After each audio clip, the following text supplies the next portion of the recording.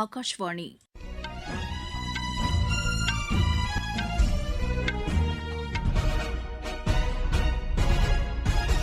செய்திகள் வாசிப்பவர் வடிவழகி கபிலன். தலைப்புச் செய்திகள்: கல்லூரி வளாகங்களில் போதைப் பொருளுக்கு எதிரான இயக்கம் தொடங்கப்பட வேண்டியதன் அவசியத்தை பிரதமர் திரு நரேந்திர மோடி வலியுறுத்தியுள்ளார். வனப்பரப்பை அதிகரிக்க அனைவரும் பங்களிக்க வேண்டும் என்று மத்திய வேளாண் அமைச்சர் திரு சிவராஜ் சிங் சௌஹான் கேட்டுக் கொண்டுள்ளார். நிலக்கரி உற்பத்தி கடந்த மாதம் 6,97,00,000 டன்னாக அதிகரித்துள்ளது.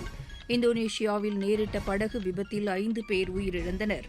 பெல்ஜியத்தில் நடைபெற்ற சர்வதேச தடகள சாம்பியன் போட்டியில் இந்தியாவின் ஜோதி எராஜி தங்கப்பதக்கம் வென்றார். இனி விரிவான செய்திகள். போதைப் பொருளின் தீமைகள் குறித்து பேராசிரியர்கள் மாணவர்களிடம் எடுத்துரைக்க வேண்டியதன் அவசியத்தை பிரதமர் திரு நரேந்திர மோடி வலியுறுத்தியுள்ளார்.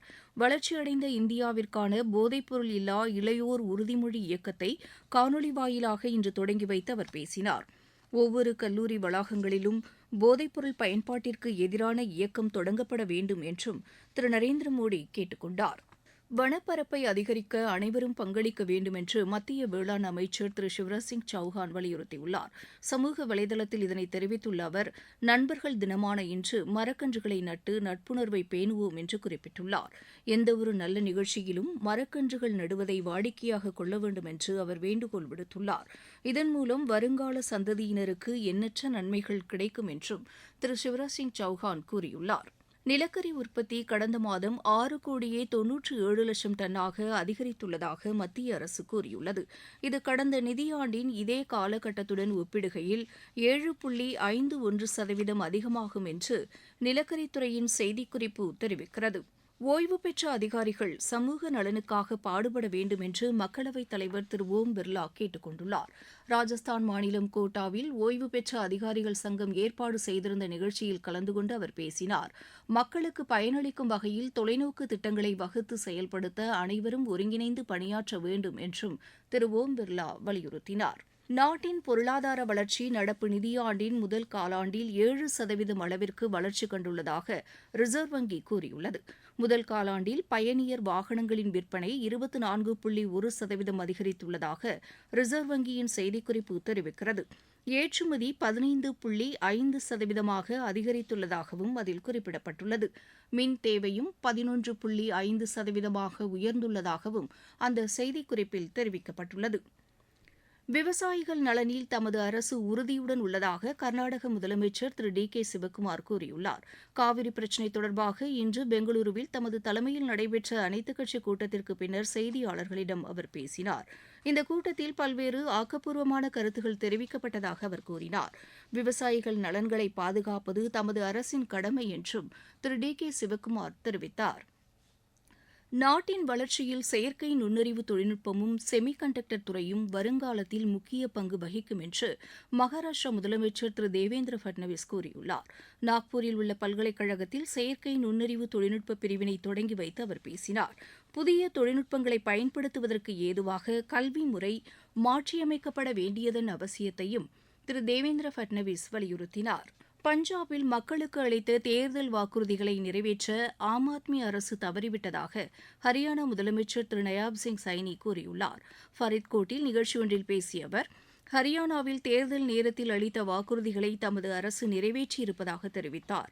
மகளிர் மேம்பாட்டிற்கு 5,000 கோடி ரூபாயை தமது அரசு ஒதுக்கியுள்ளதையும் அவர் சுட்டிக்காட்டினார். பஞ்சாப் அரசு மக்கள் நலனில் அக்கறையின்றி செயல்படுவதாகவும் திரு நயாப் சிங் சைனி குறை கூறினார். உத்தரப்பிரதேச சட்டப்பேரவையின் மழைக்கால கூட்டத்தொடர் ஆக்கப்பூர்வமாக நடைபெறுவதற்கு எதிர்க்கட்சிகள் ஒத்துழைப்பு அளிக்க வேண்டும் என்று அம்மாநில முதலமைச்சர் திரு யோகி ஆதித்யநாத் கேட்டுக் கொண்டுள்ளார். இன்று லக்னோவில் இது தொடர்பாக நடைபெற்ற அனைத்துக் கட்சி கூட்டத்தில் உரையாற்றுகையில் அவர் இவ்வாறு கூறினார். மக்கள் நலன் சார்ந்த எந்தவொரு பிரச்சினை குறித்தும் விவாதிக்க தமது அரசு தயாராக உள்ளதாகவும் திரு யோகி ஆதித்யநாத் கூறினார். இந்த கூட்டத்தொடர் நாளை தொடங்க உள்ளதாக எமது செய்தியாளர் தெரிவிக்கிறார். நீங்கள் கேட்டுக்கொண்டிருப்பது ஆகாஷவாணியின் செய்தி அறிக்கை. ஊரக வளர்ச்சிக்கான புதிய அத்தியாயம். வளர்ச்சியடைந்த இந்தியாவிற்கான ஊரக வேலைவாய்ப்பு உறுதி மற்றும் வாழ்வாதார சட்டம் செயல்பாட்டிற்கு வந்துள்ளது. இந்த சட்டம் வருடத்திற்கு 125 நாட்கள் வேலையை உறுதி செய்கிறது. இதில் வாரந்தோறும் ஊதியம் வழங்கப்படுவது கட்டாயமாக்கப்பட்டுள்ளது. நாள்தோறும் குறைந்தபட்சம் 300 ரூபாய் ஊதியத்தை இந்த சட்டம் உறுதி செய்கிறது. பணி முடிந்த 15 நாட்களுக்குள் ஊதியம் வழங்குவதை உறுதி செய்வதற்கான அம்சங்களும் இதில் இடம்பெற்றுள்ளன. ஊதியம் காலதாமதமாக வழங்கப்பட்டால் அதற்கான இழப்பீட்டுத் தொகைக்கும் இதில் வகை செய்யப்பட்டுள்ளது. வளர்ச்சியடைந்த இந்தியாவிற்கான பயணத்தில் மோடி அரசு தொடரும் சீர்திருத்த நடவடிக்கைகள்.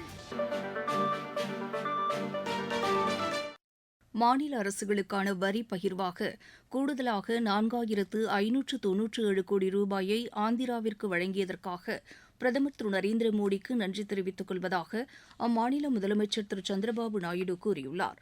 சமூக வலைதளத்தில் இதனை தெரிவித்துள்ள அவர், வழக்கமான வரி பகிர்வை விட கூடுதலாக இந்த தொகை வழங்கப்பட்டிருப்பதை சுட்டிக்காட்டியுள்ளார். இதற்காக ஆந்திர மக்களின் சார்பில் பிரதமருக்கும் நிதியமைச்சருக்கும் நன்றி தெரிவித்துக் கொள்வதாகவும் திரு சந்திரபாபு நாயுடு கூறியுள்ளார். அஸ்ஸாமில் மக்கள் தொகை கணக்கெடுப்பின் முதல் கட்டமாக சுய விவரங்களை பதிவேற்றம் செய்யும் பணிகள் இன்று தொடங்கின. குவஹாத்தியில் முதலமைச்சர் திரு ஹிமந்த பிஸ்வ சர்மா தமது சுய விவரங்களை பதிவேற்றம் செய்தார்.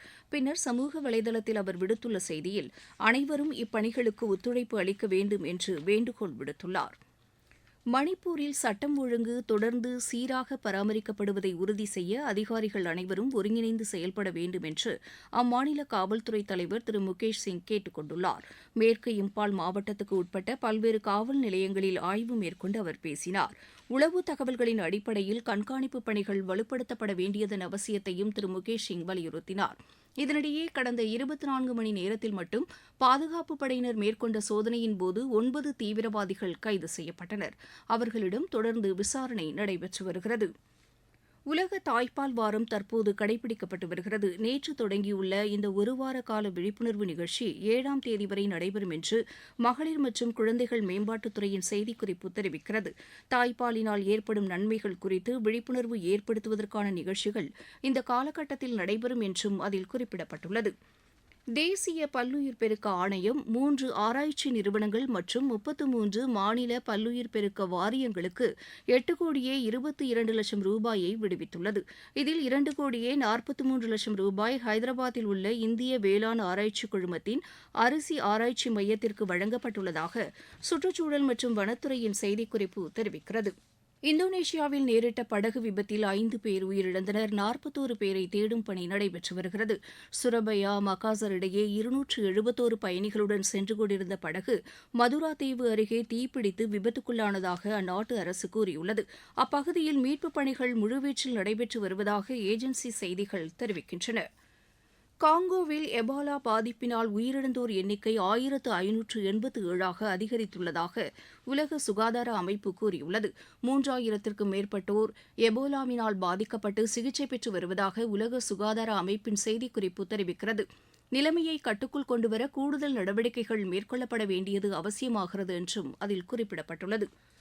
பெல்ஜியத்தில் நடைபெற்ற சர்வதேச தடகள சாம்பியன் போட்டியில் இந்தியாவின் ஜோதி எராஜி தங்கப்பதக்கம் வென்றார். மகளிர் 100 மீட்டர் தடை ஓட்டத்தில் அவர் இப்பதக்கத்தை கைப்பற்றினார்.